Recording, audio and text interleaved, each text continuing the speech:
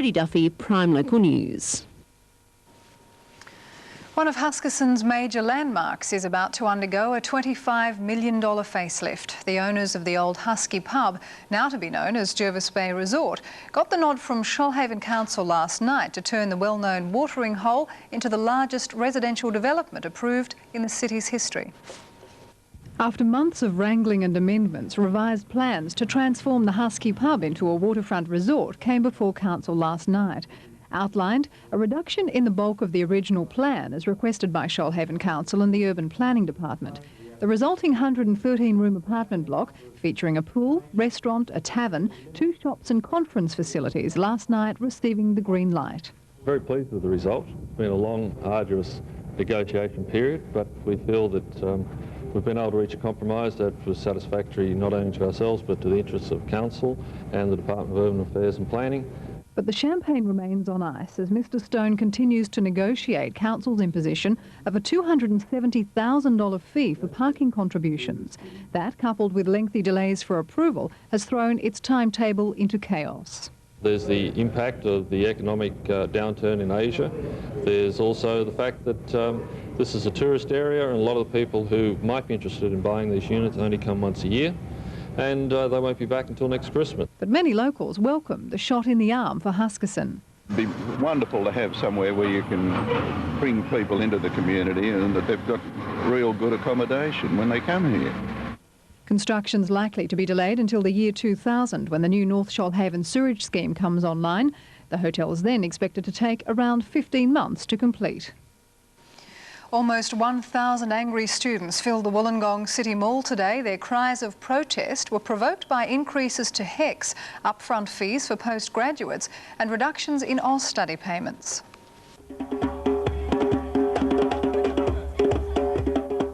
Protesters converged on the South Coast Labor Council at 1 p.m.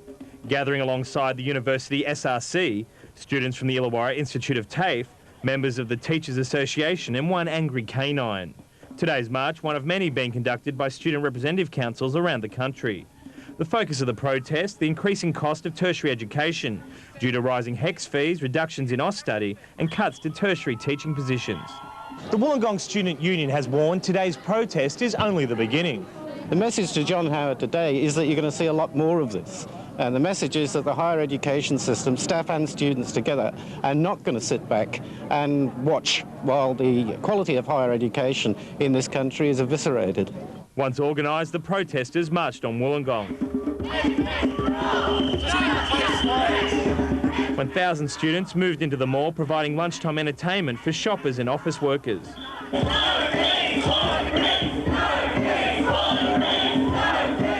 The parade came to a rest at the amphitheatre, where tensions came to a head.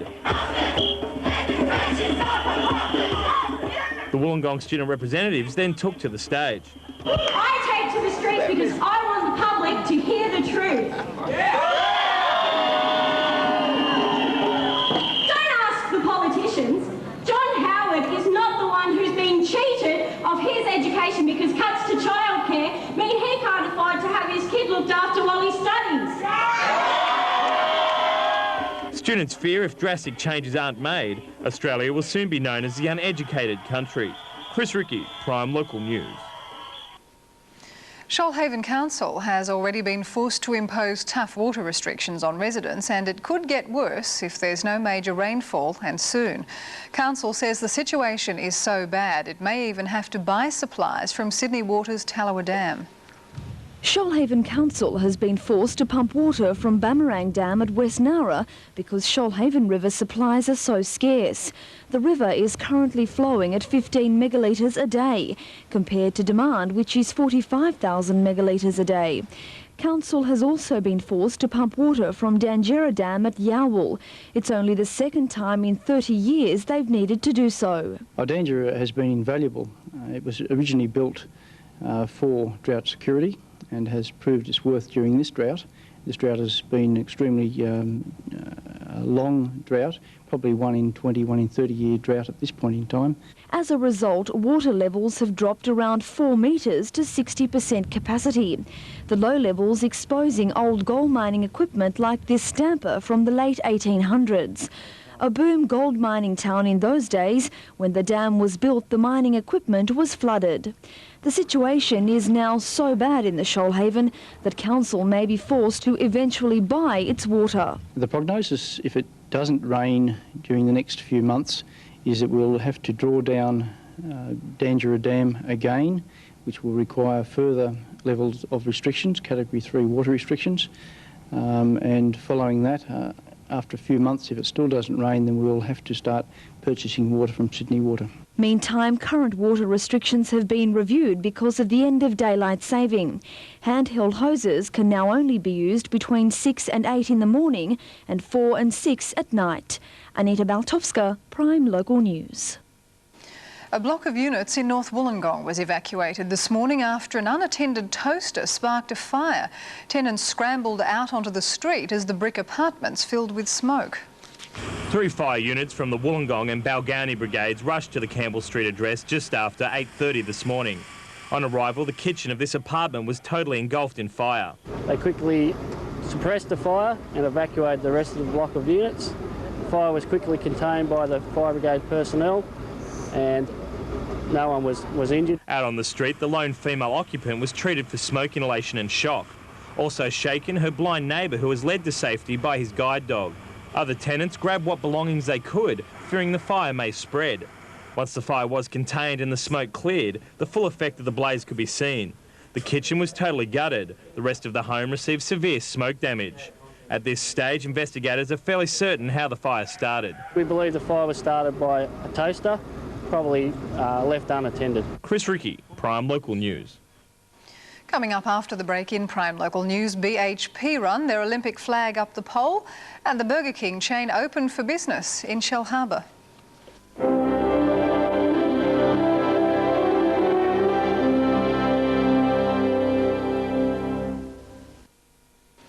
Welcome back. After months of lobbying, more than 500 canisters of capsicum spray have been made available to the New South Wales Police Force. The non-lethal self-defence device has been under the spotlight for months after several recent attacks on police officers, including the fatal assault on Sydney Constable Peter Forsyth. 11 police regions have been issued with the spray. Local weapons instructors are now training field officers in their use. Properly applied, capsicum spray can totally immobilise an offender for 45 minutes. Officers forced to use the spray in the line of duty will be required to justify their actions. Tenders for the full-time supply of the canisters close at the end of this month. The Big Australian today kicked off its involvement in the 2000 Games with the raising of a gigantic Olympic flag at the Port Kembla Steelworks. SOCOG representatives led by Sid the Platypus welcomed BHP aboard the Olympic bandwagon. Under gloomy skies, BHP employees and members of SOCOG gathered to raise the Olympic flag, 14 metres above the Port Kembla Steelworks. The Big Australian is one of the sponsorship partners involved in Team Millennium and has supplied vast amounts of steel for construction projects at Homebush Bay. It's a great thing for us to be connected as we are with this major event for Australia in the year 2000, and particularly given that it's got the tag of being the Green Games. Welcoming their latest sponsor aboard, SOCOG executive Angus Horsley. Nearly all of us who have brushed with the Olympic spirit stay brushed. It's a once-in-a-lifetime boost for Australia and Australians, and our single-minded focus is to stage the Games of 2000 in a style and manner which will make all Australians proud. Helping to raise the Olympic standard, Olympic point man Sid the Platypus. And we turned on special weather for Sid. Members of the BHP plate mill who manufactured the arches over Olympic Stadium were also presented with memorial Year 2000 pins. Chris Ricky, Prime Local News. Australia's first freestanding Burger King store has been opened in the Illawarra, with the company planning to build more later this year. The restaurant's been trading for only 2 days and already it's exceeded all sales expectations. 18-year-old Lauren O'Donnell left school 2 years ago. Since then, she's struggled to find a job until now. Lauren works the till at Shell Harbour's latest edition, Burger King. I just came here to get a casual job, to get money to move out of home and settle down, and hopefully in the long run get a full-time job, maybe in a managerial position. Lauren is one of 100 locals employed at the new restaurant, and according to the company, it's the start of a long association. Burger King's very new to Australia, as a brand, and so we have aggressive expansion plans, and the people that we hire in the early days we think will have a really good career path with the company. So it's not just a short-term proposition for them, but a long-term career as well. Yeah, I'm at school and I just like come here after school, weekends. It's great teamwork, everybody has a good time. There's ups and downs, but that's part of life. In only its first day of trading, the outlet sold 2,000 burgers, and company officials expect big things from this $2 million investment. Well, actually, we've been a bit blown away by the response so far. We've got, this is our second day of sales, and we've had an amazing response. It's been terrific. So we think it'll go really well. The restaurant also means big things for local suppliers who'll be used for stock. This store won't be the only Burger King popping up in the region. Another 3 are expected to be built sometime this year. Anita Baltovska, Prime Local News. And later in Prime Local News, Michael Jordan appears at the Snake Pit, but not the tall, wealthy one. Next is Patrick with all the sport. Thank you, Kerryn. Coming up, basketball news, and the national surf titles kick off with the Masters on the Gold Coast.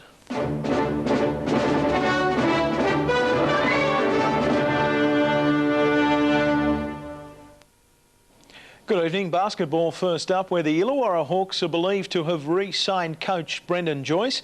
The details will be unveiled tomorrow, but it's tipped to be a new 3-season deal. But now to the surf. The Rule's Darren Mercer defends his national Ironman title at Kurrawa Beach on the Gold Coast later this week. Today, our Masters competitors had their turn. Some 1,200 competitors from clubs right around Australia took part in the Masters competition. Men and women competitors aged from their 30s right through to the over 60s age group. We really look forward to it. We love coming up here to Kurrawa. It's got everything for us, and put on a bit of a surf, so it's giving the spectators a bit of a thrill too. Peter Pontefract and the boys from Molihan among those taking part in the surfboat races. Conditions testing for all. It's nice to have a medium-sized sea so that it sorts out it lets the good crews have the chance to win anyway.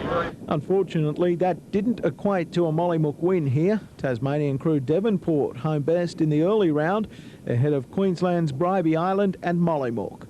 North Wollongong's Bob Barry later won 2 gold medals in the 65 and over men's surf and rescue tube events. Weather experts are tipping a rise in the swell when the open competition kicks off tomorrow. Well, we're hoping it's going to pick up a bit, because we'd like the open competition to have a bit more swell. The board rescue and board relay are among the heats to be run tomorrow. The first round of the Ironman will be held on Friday. The Rule's Darren Mercer gunning for his 3rd straight crown after beating a class field at Kurrawa last year. Oh, what a win! What a win! Mercer, you're the champ! You're the champ! Darren's younger brother Dean won the title 3 seasons ago. Golf now, where the Nowra Club will take on the Grange in the Illawarra Pennant Grand Final. Wollongong Golf Course was the venue as Port Kembla and Nowra battled it out for a place in the Illawarra Pennant Final. Peter Gilbert leading the way for Nowra here. He trailed Port's Martin Barrett until the 16th. Barrett won up with 3 to play, but couldn't hang on as Gilbert triumphed, leading Nowra to a 4-3 win. Nowra will host the Grange in Sunday's final. The Grange out to reclaim the crown after going down in last year's decider to Wollongong. Sailing now, where Illawarra Auto 1 has again dominated the Illawarra Yacht Club's Sprint Series. Mark Tarrant and Phil and Jonathan Bauer winning both weekend rounds of the 16-foot skiff competition. The team assured of the overall Scratch Championship with 2 rounds to go. Hood Sailmakers did apply some pressure, while Go High leads the Handicap Series with the final 2 races of the series to be held on the 19th of April. And the Illawarra Junior Baseball season has come to an end. Pirates taking the club championship for the 2nd year in a row. Here in the orange, Western Suburbs Cardinals went down to the composite team of Panthers and Dodgers in the under-17 final. Cardinals did win the under-15s. Trials for the teams to represent Illawarra at the state country titles will be held this Saturday. Anita Baltovska, Prime Local News. The bubble may be about to burst for Falls Creek swimmer Laurie Martins. On a high after her efforts with the Australian team in Europe, the 19-year-old is among select Shoalhaven swimmers now facing a winter training lockout. These are the region's best swimming prospects, 10 members of the Illawarra Academy swim squad coming together for a quality training camp at Nowra Pool. And we have every confidence that, we could be looking at Sydney 2000 for maybe 2 or 3 of these swimmers, and perhaps beyond that. So it's going to be an ongoing process, but we're trying to give them every opportunity to certainly get to that level. Among the group is national team member Falls Creek's Laurie Munns, a recent winner at World Cup short course meets in Europe. Laurie is coached by Rowan Taylor. Later this month she'll contest the Commonwealth Games trials in Melbourne. I think if she performs as she did in Europe, then I think she's got a chance in 4 events. Yet Laurie's ability to adequately prepare for the Games in Malaysia is in doubt. Taylor coaches his squad here at Nowra during summer, then normally moves to the 6-lane Bomaderry indoor heated pool for winter. Yet Shoalhaven Council's taken over that pool, and Taylor's been told he can't have space for the 8 sessions a week needed by elite swimmers such as Munns. It is a concern at this point in time that my squad's program will not have the adequate space to train in. Negotiations have dragged on now for some 6 months. If I can't get adequate lane space or to go elsewhere, which means travelling out of the area, which means travelling for Laurie, which is an added expense, we would have to go up to Wollongong or Kiama or even Sydney. So it would make life difficult. A spokesperson for Shoalhaven Council says it's hoped a compromise can be reached, and while Council has a commitment to swimmers of all levels, in no way would they want to jeopardise the elite career of Laurie Munns. And finally, all the best to the lawn bowlers at Nowra. The Ladies Club celebrating its 50th anniversary today. Kerryn. Thanks, Pat. Next up, I'll have all the weather details, and then a Wave FM April Fool's joke brings Michael Jordan fans to the Snake Pit.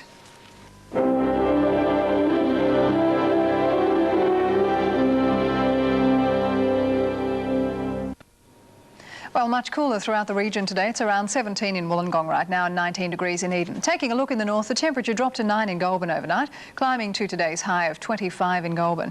Further south, it got down to 9 degrees in Merimbula and reached a top of 23 in Batemans Bay, Bega and also Merimbula. And the Bureau predicts we're in for another mild day tomorrow. The forecast for the Illawarra, fine and mild with variable winds. The further outlook, fine and warm Friday, Saturday and Sunday. For the Highlands, early frost patches, then a fine day with light winds. The outlook warmer Friday, fine and warm Saturday and Sunday. And on the south coast, fine and mild with fresh southwesterly winds tomorrow. Another fine autumn day forecast on Friday. Tomorrow's temperatures, Wollongong 14 to 22, 12 to 22 in Nowra, 2 to 20 tomorrow in Goulburn and 8 to 23 degrees in Bega. And the boating conditions, southwest to southeasterly winds gusting to 15 knots, seas to 1.5 metres. The tides, there's a low at 6:45 tomorrow morning, the high tide at around 1:45 in the afternoon. And finally, for those of you who missed it, Michael Jordan made a flying visit to the Snake Pit today to shoot around with the Illawarra Hawks, his presence leaving many dumbfounded. They came bright and early to catch a glimpse of one Michael Jordan training with the Illawarra Hawks, and there he was. I'm the real Michael Jordan. He may not be as tall or as rich, but the 7-year-old from Lake Heights was basking in the attention as radio station Wave FM used the keen basketball fan to pull off an April Fool's Day joke. And it worked, dozens making the trip to the Snake Pit to see for themselves. Oh, well, we thought it was real. Thought it was real? Yeah. I thought it could be April Fool also. But anyway, we just... Yeah, I asked him, yeah, it should be April Fool, let's go back. But he said, no, we'll go. While some were a little disappointed the other Michael Jordan couldn't make it, prizes for being good sports helped ease the pain. That's right. Anita Baltovska, Prime Local News. Once again, the top story in tonight's Prime Local News. 2,000 mourners have filled St Mary's Church at Berkeley today to farewell Catholic priest Father Maury Crocker. Priests from all over the region and a friend, the Bishop of Broome in Western Australia, attended the service. To close, students marched today through Wollongong. Good night.